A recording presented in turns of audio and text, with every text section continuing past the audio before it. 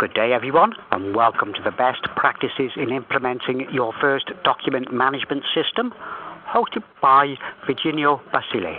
My name is Steve, and I'm your event manager. During the presentation, your lines will remain on listen only. If you require assistance at any time, please key *0 on your telephone, and a coordinator will be happy to assist you. You may submit web questions throughout the presentation by clicking on the Q&A tab indicated by a question mark sign, type in your question, and send to all panelists. I'd like to advise all parties this conference is being recorded for replay purposes. And now I'd like to hand over to Virginio.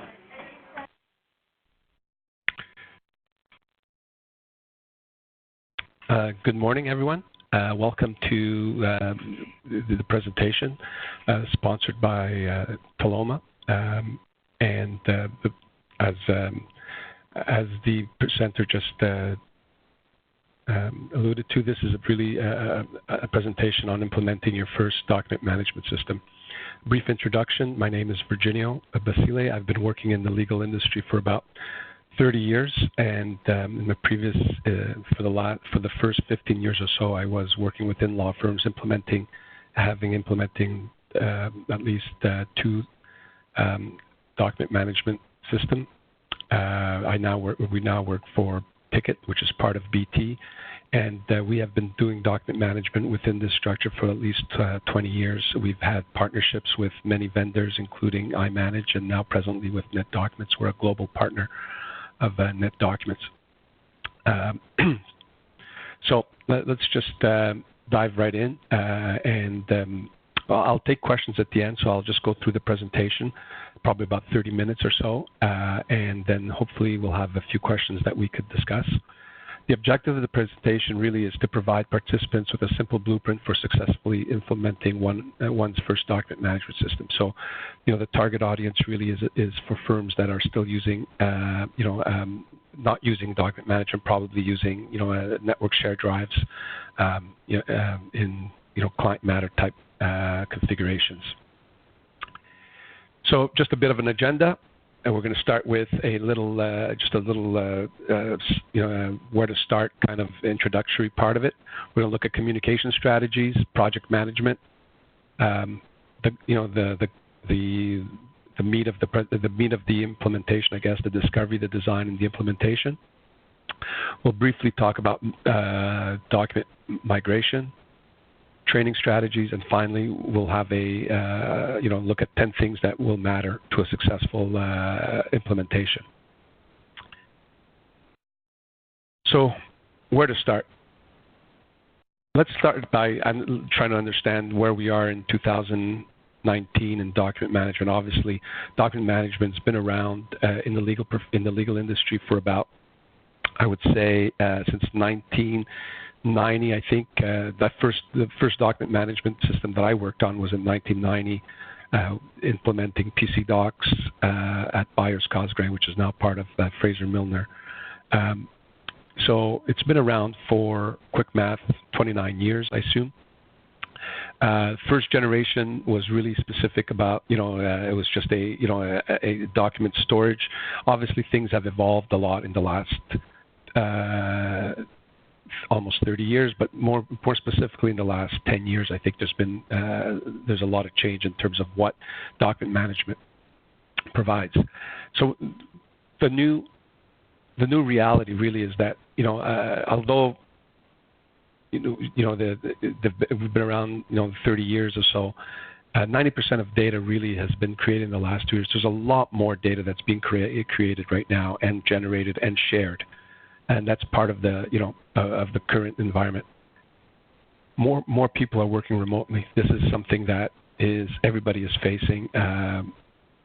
No matter what industry, people need to work from different locations, and more importantly, they need to have the same experience in terms of how they're working, whether they're in the office or whether they're working remotely. More data is flowing in and out. Collaboration. This is really becoming an important facet of all document management systems, but also your new, what your professionals are dealing with on a daily basis. And finally, a lot of people report that, with the increased demands, IT cannot really supply the requirements in terms of meeting the business demands, in terms of servicing the attorneys, and that is because of this requirement to share documents from working remotely. So all this puts an undue stress and a big burden on IT groups within firms to supply the lawyers the ability to collaborate with their clients, but also to work remotely and also to deal with the amount of data that is requirement and the security requirements that are now, when we talk about, that collaboration, when we're talking about remote, security becomes very, very important. So, this is just a quote from the Gartner Group. Digital transformation is a business strategy that enables a new way of working, enables agility, and exploits new ways of employee work. And this is where the crux of, a lot of firms where they don't have a document management, moving to a document management system has to take these considerations. Aside from implementing a new technology, you also have to try to beat the business goals of today, which are, security, agility, collaboration, and accessibility. And we'll talk about that more in a minute. The new work landscape, this is again more, more about business transformation. 10 years ago, we were happy to receive 20 emails a day. Now we're looking at reducing that clutter. We're looking at other applications to reduce email clutter. So we're looking at more collaborative tools that you can, that allow you to communicate within a workspace or within a project, just to remove the clutter. Also, removing the email also greatly reduces the risk from a security perspective. So when you work within a secure space and all communications and all annotations and all document collaboration are done within that secure space, all of a sudden you're removing a very big security concern if you're communicating back and forth documents through email. Again, 10, 15 years ago, professionals or lawyers never left the office because the phone was there and the computer was there. Now, that line doesn't exist anymore. It's kind of blurry. The home office, the actual business office, should be transparent to not only to the lawyer but also to the client that you're servicing. So your applications need to be enabled to appear and to have the accessibility for the people that need it, that be available from anywhere on any device. That includes mobile devices, that includes iPads, for example, obviously laptops, no matter where you are. So the client expects the same level of service independent of where the lawyer might be situated. The security policy was lock your office.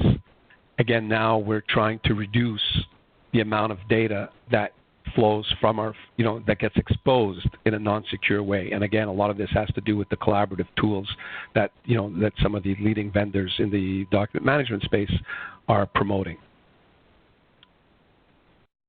And change now is very, very dynamic and very quickly. And one of the things that needs to be, that you need to look at in an application also is something that allows you to be able to be more agile, to add more tools, to add more functionality.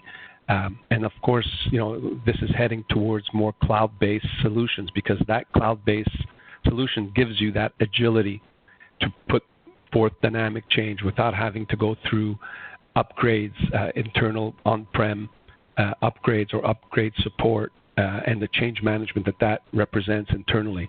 So, we're starting, and this is just growing exponentially. The work environment requires constant change, and it's very dynamic, and that needs to happen quickly. The old model of, on-prem, harden a version, use it for 2-3 years.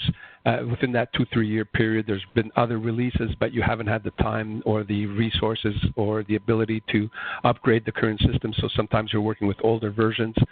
This is all something now that is part of the new business requirements, where you're able to add functionality, tools, and updates very dynamically. And obviously, as in everything else, and we'll talk a bit more about it in a bit, the business today requires real-time analytics and reporting, specifically for for document governance. Governance is becoming obviously an issue that is tied in very closely to security, and is something that everybody should be thinking about and putting thought to. And one of the areas that network shares just don't give you that ability to look at who's accessed documents, if people have copied them, things of that nature. And these are the real-time analytical tools that are available from the leading DM vendors. So what does the new digital workspace look like? So after those two slides, the core user experience, the complete digital file. So the ability to have through one persistent interface, and by persistence I mean independent of device or location, is all your documents, all the emails associated to that client matter, and every piece of information, that additional information that might be tracked. Persistency and consistency, again, same workplace space wherever you go.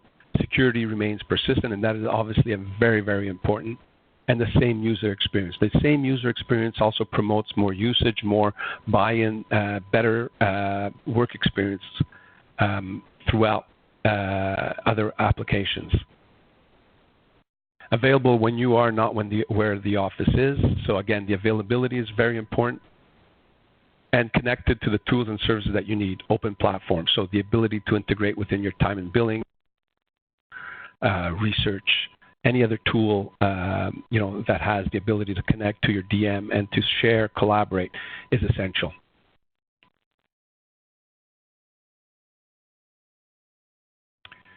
So let's begin with this. So now we're into the main topic of the presentation, which is implementing a document management system. So before we start, the first thing that is essential is to conduct a review after you've chosen your implementation partner. Is to again go through a review of the statement of work, make sure that there's a clarity between the vendor and your partner and your team. Start the communication process, and we'll talk a lot about communication in a little bit. But communicate the decision and the business objectives to the firm. This is something that is crucial to the success of the project. You need the firm stakeholders, the management team need to communicate the decision, the reasons why, and how it impacts the individuals positively. And this message needs to be persistent throughout the duration of the project, and we'll talk specifically about communication in a bit. Recruit an internal project team. That project team should be staffed from individuals from every area of the firm, some partners, some associates, secretaries, paralegals, admin, finance, and this is really like a steering group that will be necessary. It will need to be involved in the design and then also in the promotion of the project. I will mention it, but DM systems are disruptive. Implementing for the first time, when you implement a DM system, it is disruptive to a firm. So you need to mitigate the risk and the disruption to the firm, and that's only done through communication and buy-in from every area of the firm. Focus on the process change, not on the technology aspects. Leave that to the implementation partner. A lot of firms and a lot of our clients, especially in the small to medium-sized firm, get really tied down to the technology aspect sometimes, where that is something that really a group, an implementation partner like ourselves are focused. That's what we do, and that's what that's what we're really good at, and that's that load should be left on the implementation partner, obviously with the participation of the project team. But the area where the project team adds the most value is the change management. And we can help in terms of communication strategy, providing focus groups, but that's something that needs to be managed internally. The last one, and it's something that I'm going to be talking to again, is like be open to new ideas. When we deal with firms that have never implemented a DM system, we spend a lot of time trying to get the firm out of their previous mindset of network shares, directory structures. That takes a lot of time. It takes a lot of cycles that impact sometimes the schedule. Firms that are successful or that have a better experience sometimes is when they put aside that mindset and quickly focus on the future and what the idea and selling the idea and selling what the application is going to look like in the future, instead of trying to satisfy some of these, maybe some users that don't want to let go of their directory structure because of their familiarity with it. And that is one of the areas that requires a lot of attention. That's part of that change management. That's one of the biggest risks sometimes in the successful implementation, because that leads firms to design the DM system as a directory structure. And we've had many experiences in that area where at the end of the project, against our best advice, firms realize that the way that they design their DM system is not efficient because they tried to replicate what they had before. And we could talk to that a bit more in a bit. So communication. This is something that Peter Zvier, the president of Tikit, wrote, and I think is very important to the strategy of a project. So fundamentally, the success of any document management project in a law firm is mainly dependent on the people and the process. This phase is often required when firms first adopt DM, and requires the development of a formal internal marketing plan for a project. The goal of this phase is to create a clear value proposition, which we call an elevator pitch, that will resonate with everyone in the firm, from assistants to admin to the managing partner. The question of what's in it for me and what's in it for my clients are key demarcations points for this exercise. Once the elevator pitch is in good form, along with identification of key stakeholders and champions, it will form the foundation for every net documents discussion or document management discussion and training session.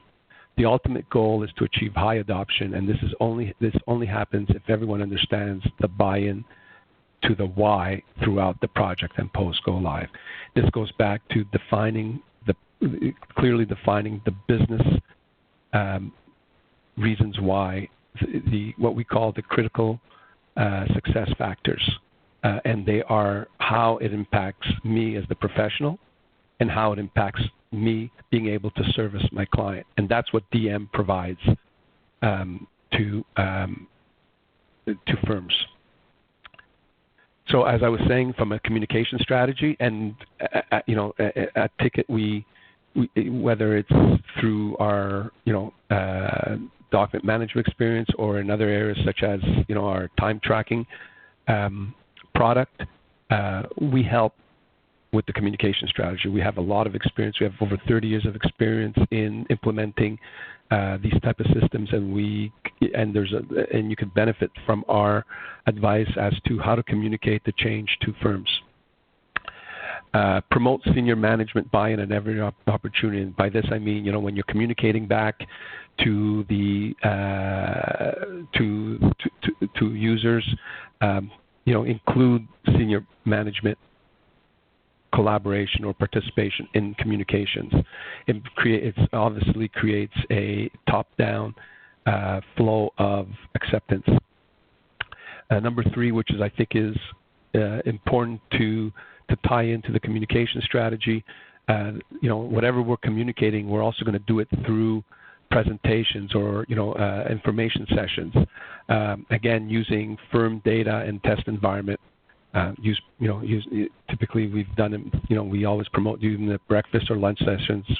Food always helps in attracting people, but really it's about using a mock-up or a potential, look and feel of the new DM, just to present how, the look and feel, listen to the feedback, and incorporate those ideas before you get to the actual locking down of the design. So this is an important phase leading up to the design work of the project, is to be as transparent as possible.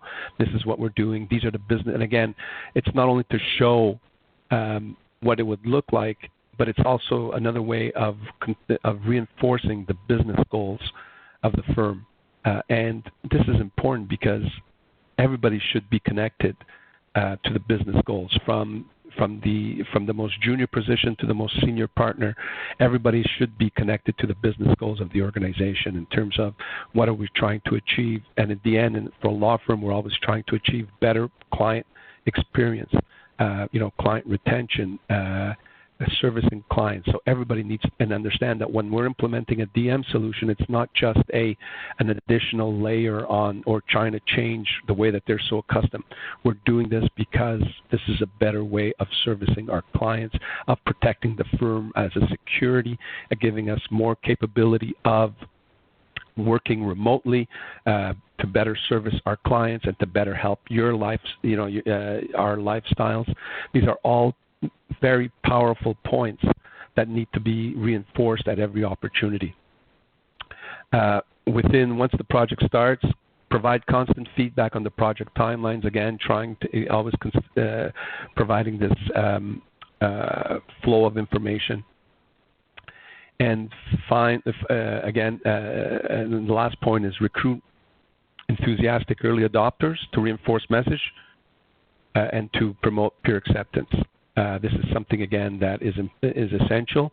The communication, the water cooler communication is also very important in projects. So when you have people that, you're more, computer savvy users, that they're involved in the project, they could promote with their peers in informal situations that this is going to be great. This is again, it's just building the buy-in to the project. A bit of the way that we look at project management. A lot of it has to do, again, same ideas that we've been promoting in communication, and what we look at is we also align ourselves with the vision and the purpose, and we create this project management process that that looks at the objectives, defines the scope, and then make sure that we maintain the strategy, which is make sure that we respect the milestones, the resource allocation, the stakeholders, and the risk management. So whenever we do this, right, we look at, especially in document management, it's a much more agile, and we're continuously reviewing the objectives, the scope, and the strategy as we go through the project. And we do it through a staged approach to all our projects, independent of the product, but it's a stage that really looks at the project initiation and project design and planning is really two connected stages. There's a lot of meetings, internal meetings, it's a deep dive. There's a review of the objectives. There's a review of the deliverables at the initial stage. A project charter that usually is a defined project charter that takes into consideration obviously the statement of work, the internal meetings that we've had, and a timeline of the project that that is only delivered once all the components are addressed. The project design and planning within a DM system is critical because the decisions that are taken at that time have a long-lasting impact. I think I spoke to it previously. Firms that do not design the system effectively, sooner or later are faced with the problems of regret in terms of how they've actually structured the the design of the cabinets or the repositories, because many of the times they're not looking at new ideas, they're looking at more of trying to maintain their older system. Stage 3 is usually obviously the crux of the meat of the project, which is the implementation of the configuration, the document migration. We'll talk about that in a bit, and training elements, UAT, obviously system acceptance. These are all part of the project implementation phase, leading up to a go live. And that again depends on, every firm has a different optic on how they will go live. But we assist through that, whether it's floor walking, where it's obviously final migration, cutover, and obviously go live assistance. And finally, a project close that we just review what's been done and discuss any obviously any outstanding issues, what went well, what didn't go as well, and so forth. So the next phase that we want to talk about is discovery, design, and implementation. Just a couple of quick quotes here, just to reinforce some of the things that I was talking before. This is I don't know how many of you have seen Moneyball. It's a Michael Lewis book it was mostly centered around sports, baseball statistical use. But some of the main points of that book resonate to business very clearly. And two of the quotes that I continuously promote is one, managers tend to pick a strategy that is the least likely to fail rather than pick a strategy that is the most efficient. The pain of looking bad is worse than the gain of making the best move. And this is an important aspect when we're implementing DMs, because it is like I said, it is a disruptive activity, because you're changing typically maybe 15, 20, 30 years of working a certain way, and you tend to take the decisions that are least likely to fail, where you should be looking forward as to how best to implement DM and to how best use the benefit of the system. And the other one also, if you challenge conventional wisdom, you will find ways to do things better than they are currently done. And that is true about any process that you have in place, especially hardened process that have been in place for many, many years. So the discovery, design, and implementation phase really focuses on reviewing every process. We look at workflow, environment, documents, integration points, accessibility, security, governance. These are all items that need to be discussed, reviewed, conduct a deep dive, and from there come with an understanding of what the system design should look like. Once we go through the design phase, there's a review. There could be, at that point, there could be a pilot group that could test, or a focus group that could test the design. Again, promoting the business requirements of the design. And then you finalize, right? Changes to final design will impact timeline. So make sure stakeholders understand the impact of the decisions taken. Obviously, and this is a very critical phase of any implementation when you've hardened a system configuration. Look at workspace creation methodology, and that is, how do your client matters, how do they integrate to whether it's your time and billing system or wherever that information is coming from, so that the documents could be stored logically within the DM space. And lastly, this phase ends with the hardening of the design. Document migration. Typically, when we're dealing with first DM solutions within firms, we're coming from a file-based, network share with directory structure. What we conduct is, obviously we have to review and analyze the current document repository. So we have to understand all the metadata that is available in terms, authors, dates, anything that could be associated to documents, what's available to us, so that we could create our document migration strategy. Sign off on recommended upload strategy.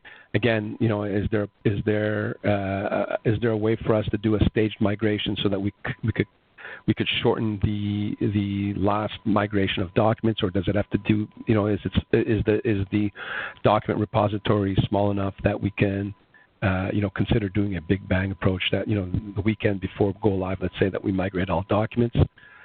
Review the cabinet strategies one more time in terms of migrating your documents. Like in any change management, again, is there an opportunity to archive closed matters and documents, and bring them in? Maybe they could be brought in another time, or maybe we could archive them on another system. This is something that we could review. And finally, does email impact the migration strategy? Most of these DM systems obviously have an ability to also save emails and should save emails, but how does it impact the migration? Does your firm already have an email archiving solution? We need to think through that. Training, obviously a very important aspect. So in the planning stages, a discussion needs to be that we need to go through, and that is designing the training strategy. And I call it the training buffet. We offer a variety of services when it comes to training, and so every firm is different. Every firm has different requirements. Things that we offer: train the trainer, end user training, direct end user training, pilot group training, online training, additional sessions for production users. Again, this is advanced training for power users. Let's look at them one by one for a second. Train the trainer, obviously, is to train your internal training staff, that firms feel comfortable that their trainers can deliver the material. Again, one of the things that we promote, and we'll talk about it in a second in my 10 things at the end, is that not only does the training have to be delivered as to how to, but also to continuously reinforce the business requirements and how that affects the usage of the application.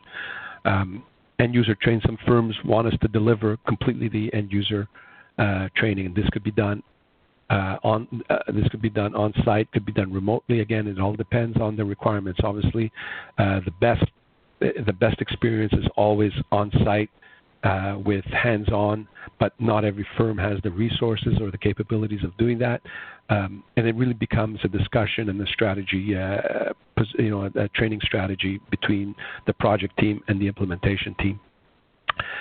Pilot group training. This goes back to when you have a pilot group that is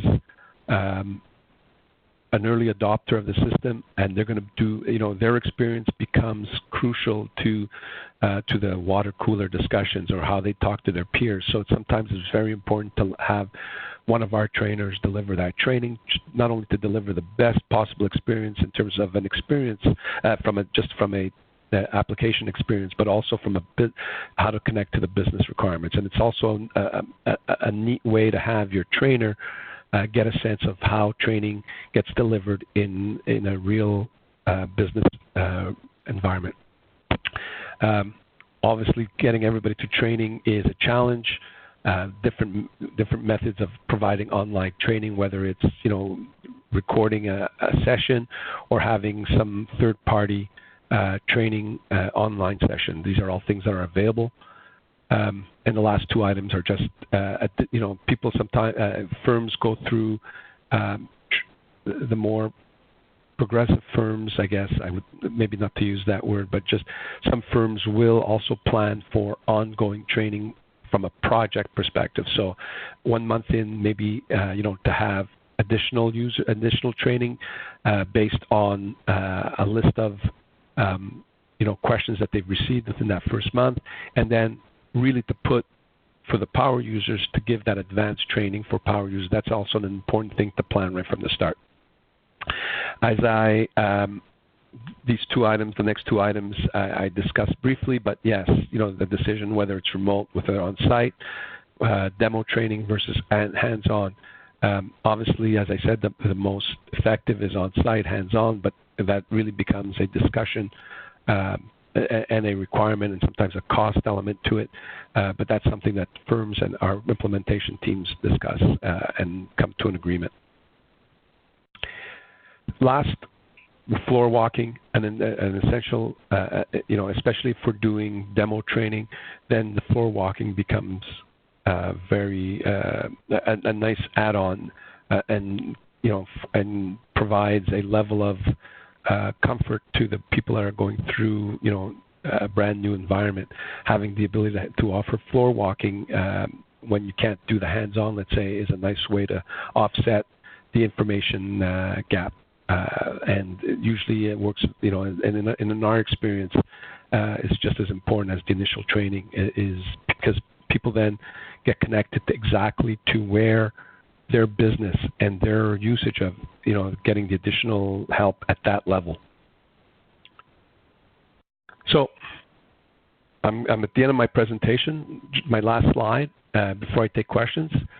These are 10 things that I would like everybody to retain that I know that will matter to any successful DM implementation. So the first point, change is challenging.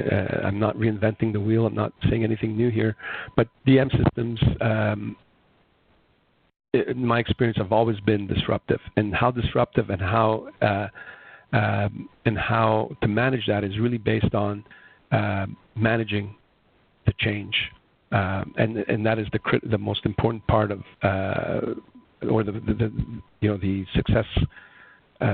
How to achieve the best way to achieve success at a DM is to really focus on the change management. Let your implementation and so firms need to focus on that part. The implementation partner can help in that, but also can carry the load for the technical aspects of it. 2, listen to users.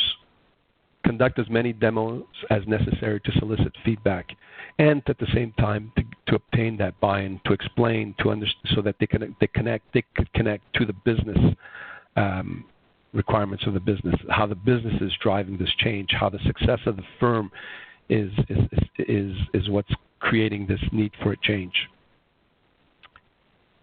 As I say, focus and continually reinforce the business benefits, and those are, because of the security aspects, the accessibility, and the collaboration. These are the 3 important points, in my estimate, in my opinion, with my years of experience, the 3 real key reasons why DMs matter in firms is that it gives you, especially as firms are moving towards more cloud-based systems, security, accessibility, and collaboration are the true benefactors of that change to a cloud-based solution.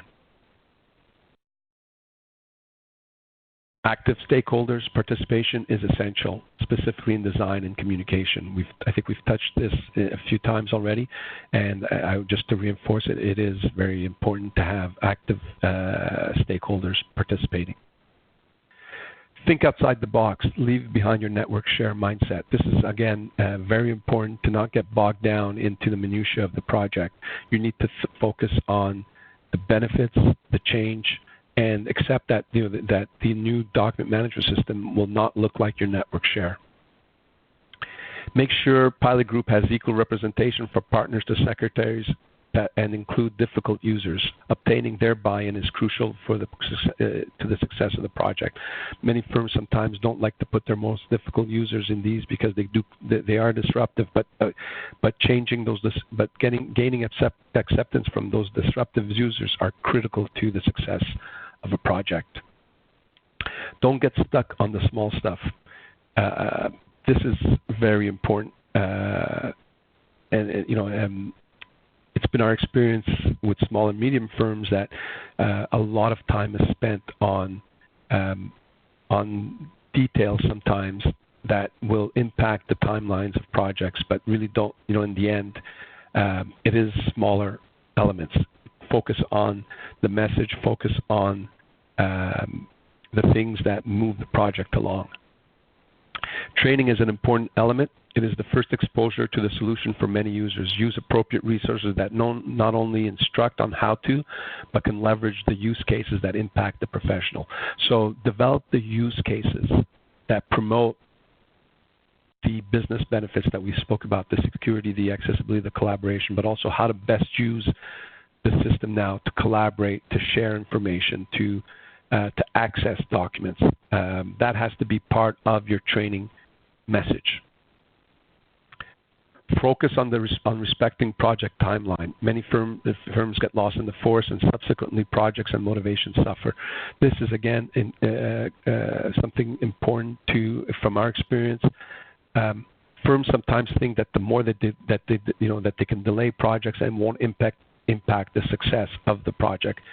That's not our experience. When projects lag because of decisions that can't be taken or changes have to be done to designs and things of that nature, and then severely impact, it will negatively impact the perception of the success of the project. A project that respects the timelines and that people are collaborating and working towards reaching those milestones is a project that is viewed as there's a better chance that project gets viewed successfully, independent of the reasons why sometimes these projects get delayed. And finally, and this is something more of a more technical element and more for cloud-based, but having a good internet speed greatly facilitates the transition, the document upload, because the document migration is obviously an important part of the project. Typically, firms have many years of documents. It's incredible how some of the smaller firms have incredible repositories of documents, and that is obviously something that needs to be focused in, and it is something that we talk about very early on. We also supply hardware to firms to specialized hardware to facilitate the upload of documents. So that's basically the presentation. We've got some time left for questions. I believe anybody, please, if there's any questions, please feel free to ask them at this time. Ladies and gentlemen, if you wish to ask a question, please key star, then 1 on your telephone. If you wish to withdraw your question, simply key star 2. Or you may submit a question onto the WebEx, and to do this, click on the Q&A tab indicated by a question mark sign, type in your question, and send to all panelists. And again, if you wish to ask an audio question, please key star, then 1 on your telephone.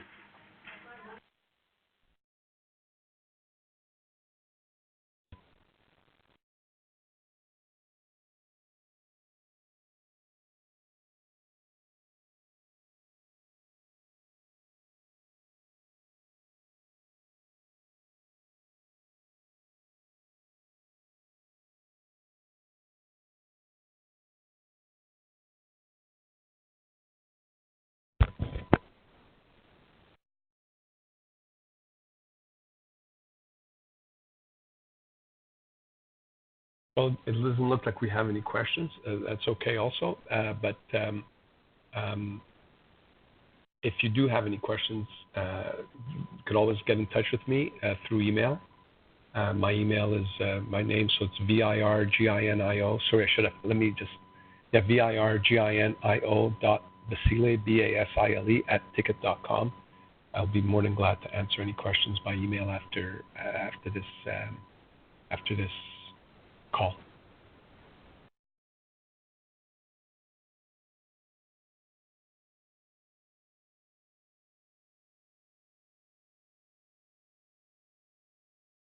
Thank you. That concludes your conference call for today.